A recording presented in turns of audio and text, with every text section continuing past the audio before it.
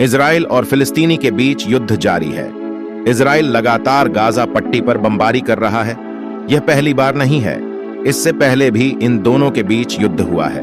न्याय और शांति के लिए फिलिस्तीन को आजाद करें, युद्ध रोकें। पत्रकार सम्मेलन 16 अक्टूबर 2023। अमन ओ इंसाफ मोर्चा मुंबई महाराष्ट्र द्वारा आयोजित। शाकिर शेख ने अपना स्टैंड रखा है कि फ़लस्तीन और इसराइल के दरमियान जो मारकाट बेगुनाहों के साथ हो रही है वो गलत है, चाहे वो 7 अक्टूबर और उसके बाद हो या 1948 के बाद से हो रही है। ये सिलसिला ख़त्म होना चाहिए।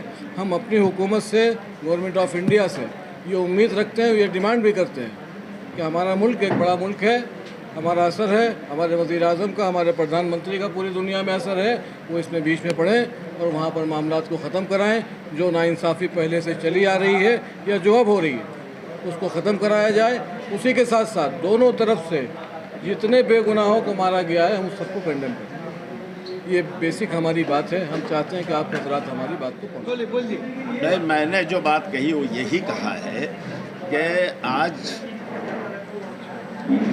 डायलॉग का ज़माना है, बैठकर आपस में बात करना चाहिए और हमारे देश को इसमें बीच में आना चाहिए और वो दोनों को बिठला सकते हैं और दोनों से बात कर सकते हैं। जैसे यूक्रेन और रशिया के इशू में इंटरेस्ट दिखाया, वैसे ही फ़लस्तीन और इजराइल के इशू में भी करना चाहिए, ताकि ये जो बेगुनाहों की जानें जा रही हैं वो।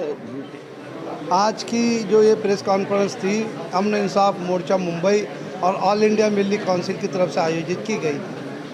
7 अक्टूबर से जो 7 अक्टूबर से जो फ़लस्तीन और इसराइल के बीच में जो युद्ध जैसी स्थिति बनी हुई है और 2400 से ज़्यादा बेगुनाह लोगों की वहाँ जाने गई है, तो आज हम लोग उस सब को कंडेम करने के लिए, चाहे किसी की भी जान हो, जान बहुत कीमती है और इस भूमि पर, इस पृथ्वी स्तर पर सबसे ज़्यादा अगर कोई कीमती चीज़ है तो वो इंसानी जान। और वहाँ जंग आज भी जारी है, 10 दिन हो गए, तो और ज़्यादा लोगों की जानें ना जाए, इसलिए आज हम लोग यहाँ जमा थे हमारी बात पहुँचाने के लिए कि भारत ने शुरुआत कर दी है उसमें जंग बंदी के लिए, इसी तरह से अमेरिका, चाइना, रशिया। तो हम ये चाहते हैं कि ये यहाँ पर सीज़ फायर हो, जंग बंदी हो, ताकि जो बेगुनाह लोग हैं उनकी जो जानें मज़ीद ना जाए। इसीलिए इस प्रेस कॉन्फ्रेंस का आयोजन किया। इसराइल का वजूद ही नहीं था, इसराइल नाम का कोई मुल्क ही नहीं था, सिर्फ फ़लस्तीन एक इलाका था और वहाँ पर अरब आबाद थे, ईसाई आबाद थे और बड़ी मुख्तसर सी तादाद में जो है यहूदी भी आबाद थे।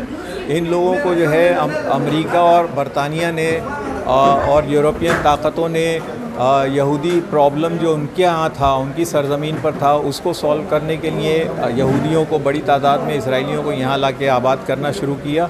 और आबाद करने के लिए उनको जो ज़मीनें दरकार थीं वो उन्होंने फ़िलिस्तीनियों से जबरन छीन कर, उनको मार कर, उनके साथ कत्लेआम करके, उनको जिसको कहते हैं ना कि ताकत का इस्तेमाल करके उनको बेदखल करके जो है उन ज़मीनों पर कब्ज़ा किया और उनकी आबादियों को जो है रेफ्यूजी कैंपों में जो है ढकेल दिया। ये वजह है इसराइल और फ़िलिस्तीनियों के दरमियान तनाज़े की।